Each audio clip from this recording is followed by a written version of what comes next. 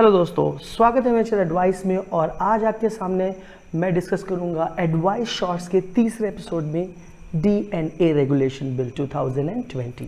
तो मैं आपको बता दूं कि डीएनए रेगुलेशन बिल बहुत ही इंपॉर्टेंट है। हम लोग अभी तक फार्म बिल के बारे में सुन चुके हैं या फिर हम लोग लेबर कोड्स बिल की बात कर रहे हैं, लेकिन एक बिल जो बहुत ही इंपॉर्टेंट है लेकिन पूरी तरह से अनदेखा किया जा रहा है वो है डीएनए जैसी इंपॉर्टेंट चीज़ जुड़ा डीएनए रेगुलेशन बिल। तो आइए इसको पूरा समझते हैं ये है क्या।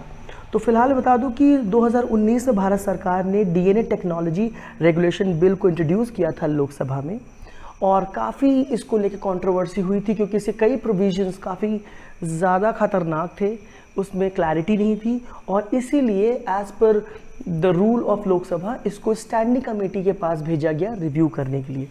और जब standing committee of science and technology ने इसको रिव्यू किया तो उसने अपने कुछ पॉइंट दिए और उसने सीधे सीधे बिल को कहा कि ये बिल का काफ़ी हद तक मिसयूज़ हो सकता है, क्योंकि अगर जनता का डेटा किसी भी संस्थान को मिलता है, चाहे वो सरकार हो या कोई भी ऑर्गेनाइजेशन हो, वो उसके बेस पे काफ़ी हद तक उसका फ़ायदा उठा सकती है या कहीं ना कहीं जनता की प्राइवेसी को नुकसान पहुंचा सकती है। साथ साथ कुछ कंसर्न भी रेज़ किए, वो ये है कि स्टैंडिंग कमेटी ने साफ साफ बोला कि आपकी काफ़ी सेंसिटिव इन्फॉर्मेशन, यानी कि वो इन्फॉर्मेशन जिनको आप खुद भी नहीं जानते और वो आपका अधिकार है, जैसे हमारे बालों का रंग क्या है, उसकी क्या बायोलॉजिकल डिटेल्स है, हमारी आंखों कलर क्या है, हमारी बॉडी की क्या जो बायोलॉजिकल डिटेल्स है, यहाँ तक कि हम लोग को भी बहुत ज़्यादा नहीं पता, फिंगरप्रिंट्स के बारे में हम लोग को नहीं पता है, कईयों को तो अपना ब्लड ग्रुप तक नहीं पता है। ये हमारा अधिकार है, हमारी प्राइवेसी है, हमारे इतनी सेंसिटिव डिटेल्स को ये कैसे प्रोफाइल बना सकते हैं और इसको कैसे सेफ्टी दी जाएगी, इसको लेके उसने पहला क्वेश्चन पुटअप किया कि डीएनए प्रोफाइलिंग बहुत ही सेंसिटिव है, खतरनाक है, इसको कैसे आप रिवील कर सकते हैं। साथ ही साथ इसके बेस पे कोई भी संस्थान या इवन सरकार चाहे तो कास्ट कम्युनिटी के बेस पे डेटा प्रोफाइल या डीएनए प्रोफाइलिंग कर सकती है, और ये उसको काफ़ी हद तक मिसयूज़ किया जा सकता है। ये दूसरा कंसर्न जो उसने शो किया। साथ ही साथ अगर हम और कंसर्न की बात करें तो ये सारा साफ राइट टू प्राइवेसी के खिलाफ जाता है। ये हमारे ह्यूमन राइट्स के और फंडामेंटल राइट्स के एकदम सीधे सीधे अपोज करता हुआ दिख रहा है। तो डीएनए प्रोफाइलिंग को काफ़ी तो इसने कहा है कि चेंज होना चाहिए, उसमें काफ़ी तक क्लैरिटी होनी चाहिए, इसकी बात इसने की है। इतना ही नहीं, इसने ये भी पॉइंट आउट किया है कि जो जनता की निजता के अधिकार है, जो उनकी प्राइवेसी है, मतलब आप क्या खाते हैं, क्या पहनना पसंद करते हैं, आपके सेक्सुअल इंटरेस्ट क्या है, ये आपकी पर्सनल चॉइस है, तो इसको किसी और को आप नहीं रिवील कर सकते। ठीक है, तो अगर इन बातों को बता दीजिए इवन आपकी जानकारी के साथ या बिना, तो भी बहुत ही इसका मिसयूज़ हो सकता है। ये बात सही है कि डीएनए प्रोफाइलिंग होनी चाहिए, लेकिन उसमें कुछ सेफ्टी और क्लैरिटी होना बहुत मस्ट है। ये स्टैंडिंग कमेटी के पॉइंट्स जो मैं आपके साथ शेयर कर रहा हूँ। साथ ही साथ उसने क्वेश्चन किया कि सरकार कैसे डेटा बैंक को जो डीएनए का है वो कैसे उसको सेफ रखेगी, कैसे उसका मिसयूज़ नहीं हो सकता है, उसकी क्या गारंटी है, उसको सरकार क्लैरिफाई करे, क्योंकि स्टैंडिंग कमेटी की नज़र में ये सही नहीं है। और ये standing committee science and technology department की है, तो हम लोगों को ये समझना चाहिए कि इस बिल के क्या खतरे हो सकते हैं। और ये लोकसभा का ये प्रोसीजर भी है कि चीज़ों को दोनों एस्पेक्ट के पॉइंट ऑफ व्यू से देखा जाए। अब आते हैं इस बिल को ही समझ लें कि है क्या बिल।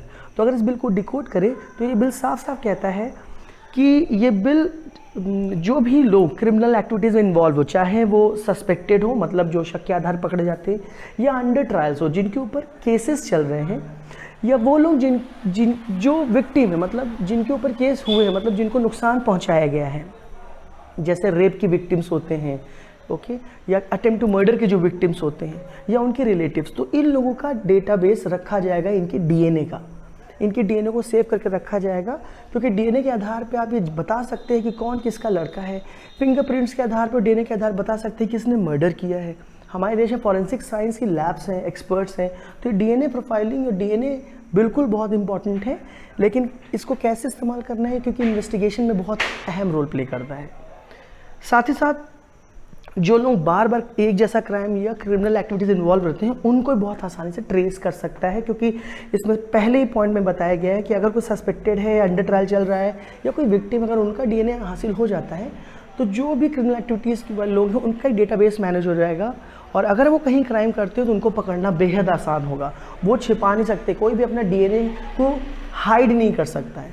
अगर आपका टेस्ट होता है डीएनए का तो आप पकड़े जाएंगे। साथ ही साथ इसमें जो अभी तक लोग मॉरल जस्टिफिकेशन कोर्ट्स में या लीगल क्लॉजेस के बेस पर बच जाते थे क्रिमिनल, वो बिल्कुल भी नहीं बच जाएंगे। मैंने थोड़ी देर पहले इसको क्लैरिफाई किया है। अब आते हैं इसकी और चीज़ों को समझने के लिए, फीचर्स को।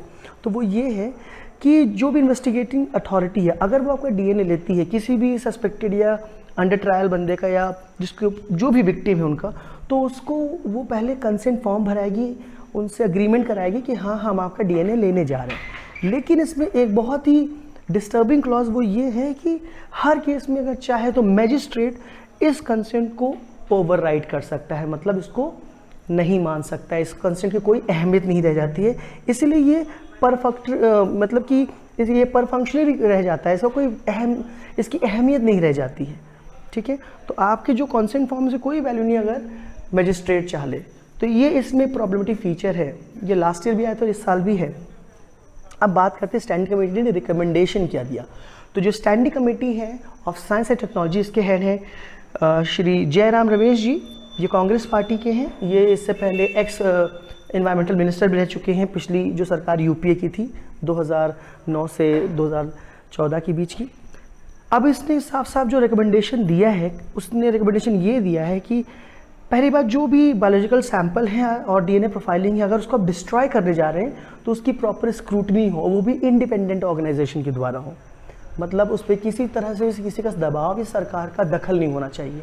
हमारे देश में इंडिपेंडेंट अथॉरिटी क्या है, जैसे हमारे यहाँ यूपीएससी, लोक सेवा आयोग है, या इलेक्शन कमीशन ऑफ इंडिया है, प्लानिंग कमीशन भी जिसको अब नीति आयोग बोलते हैं, ये सभी इंडिपेंडेंट ऑर्गेनाइजेशन है। साथ ही इसमें कहा गया है कि डीएनए प्रोफाइलिंग जो है वो सिविल मैटर्स के लिए डेटा बैंक में रखा जाए, लेकिन इसका कोई सेपरेट या क्लियर इंडेक्सिंग ना की जाए, ताकि इसकी डेटा की चोरी ना की जाए, डीएनए को मिसयूज़ ना किया जाए। उससे बचाने के लिए इसको ज़रूर स्टोर किया जाए, लेकिन इसकी इंडेक्सिंग ना की जाए, इसको बहुत ज़्यादा सेपरेट मतलब ऑर्गेनाइज वे में क्लैरिटी ना दी जाए, ताकि इसको आप दूसरे शब्दों में समझाओ तो जैसे डेटा इंक्रिप्शन सेफ्टी करता है ना, बिल्कुल वैसा रखा जाए। लेकिन स्टैंडिंग कमेटी ने साफ साफ क्वेश्चन किया कि जो इसमें नेसेसिटी दी गई है डीएनए प्रोफाइल को स्टोर करने की, उसको लेकर उसने क्वेश्चन पूछा है, क्योंकि हमारे देश में डीएनए स्टोरेज को सेफ्टी नॉर्म्स तो है ही नहीं, तो ये कहाँ तक सही है। साथ ही साथ ही उन्होंने स्टैंडिंग कमेटी ने ये भी पॉइंट आउट किया कि ये सरासर राइट टू प्राइवेसी के खिलाफ जाता है और ये फंडामेंटल राइट्स के भी अगेंस्ट हैं कि आपकी एक्सट्रीमली सेंसिटिव इन्फॉर्मेशन को रिवील कर दिया जाएगा एक पर्टिकुलर ऑर्गेनाइजेशन द्वारा, चाहे वो सरकार हो या कोई और डिपार्टमेंट। तो ये कहीं ना कहीं ये हमारी ह्यूमैनिटी के फंडामेंटल राइट्स के पर्पस को डिफीट करता है, कॉन्स्टिट्यूशन को भी कहीं ना कहीं नुकसान पहुंचाता है। ये मेरे पॉइंट नहीं है, स्टैंडिंग कमेटी के हैं। आप डिस्क्रिप्शन में जाइए, पूरा बिल देखिए, सिर्फ मेरे इस वीडियो के बेस पर मत डिसीजन लीजिए, क्योंकि आप सब पढ़े लिखिए, अपना डिसीजन आप खुद ले सकते हैं। अब हम बात कर लें प्रॉब्लम का है।